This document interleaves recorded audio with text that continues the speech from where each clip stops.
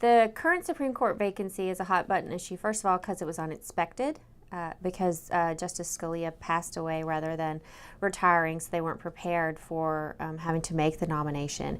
As soon as it was evident that they were going to have to replace him, the Republicans dug in and said they wouldn't accept any nominee that the president put forth, or even hold hearings on his nominee. It's okay for them constitutionally to reject the nominee, but to go out and say they're not going to even vote on him is pretty historic to begin with.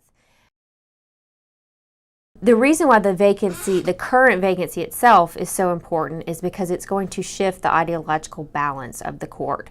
Prior to Scalia's death, you had a pretty strong conservative majority on the court.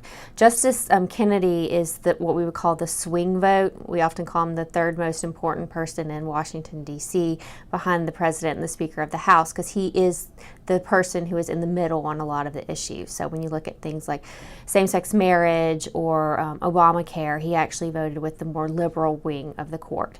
Justice Scalia was a staunch conservative, and so him no longer being on the court and replacing him by a Democratic president meant that the ideological balance of the court was going to shift. So that's why the Republicans didn't want to hold hearings.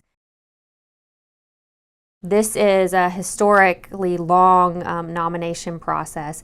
Typically what would happen is if it had gone on this long, the nominee would withdraw their nomination. But because the Republicans have said we're not going to vote on anyone who President Obama nominates, then there's really no advantage for him to withdraw his nomination or for the president to ask him to withdraw his nomination.